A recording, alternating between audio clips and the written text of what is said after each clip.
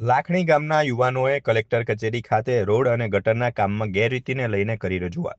લાખણીમાં ₹25 કરોડના રોડ ગટરના કામમાં ભ્રષ્ટાચારના ગંભીર આક્ષેપ કરવામાં આવ્યા છે. 25 કરોડના ખર્ચે બની રહેલા ફોરલેન હાઈવે અને ગટરના કામમાં લોલમલોલ ચાલી રહી છે. ગ્રામજનોએ વિડીયો અને ફોટા સોશિયલ મીડિયામાં વાયરલ કરી પુરાવા રજૂ કર્યા. કોન્ટ્રાક્ટરની દાદાગીરી, પ્લાન અને એસ્ટિમેટ માંગવા છતાં વિગતો આપવાનો ઇનકાર કર્યો હોવાનો આક્ષેપ. ગામના યુવાનોએ લેખિત રજૂઆત કરી તાત્કાલિક તપાસની માંગ કરી છે. અંદર 25 કરોડના ખર્ચે એક ગુજરાત સ્ટેટનું રોડનું કામકાજ ચાલુ છે, લાખણીથી પાછળના 4 રસ્તા સુધીનું. તો એમાં બહુ મોટા પાયે ભ્રષ્ટાચાર થઈ રહ્યો હતો. તો અમે તેના જે કોન્ટ્રાક્ટર છે એને અમે રજૂઆત કરી હતી કે તમે અમને એસ્ટિમેટ પ્લાન આપો, ત્યાંનું ડ્રોઈંગ આપો કે કઈ જગ્યાએ શું બને છે. તો એનો કોઈ એસ્ટિમેટ પ્લાન નથી અને એ લોકો પહેલા ગટર બનાવે છે પછી રોડ બનાવે છે.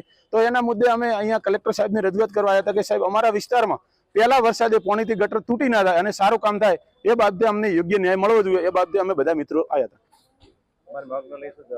અમારી મોગને લઈને સાહેબે એવું કીધું કે અત્યારે હું ત્યાંથી આરએનબી વાળાને બોલાવી લીધો અને હું ત્યાં એમને રજૂઆત કરી દીધું કે ભાઈ આ કામ સારું થવું જોઈએ. મેં સાહેબને કીધું કે જો કામ સારું નહીં થાય તો હું ક્વોલિટી કંટ્રોલ ગાંધીનગરમાં જોઈન કરીશ.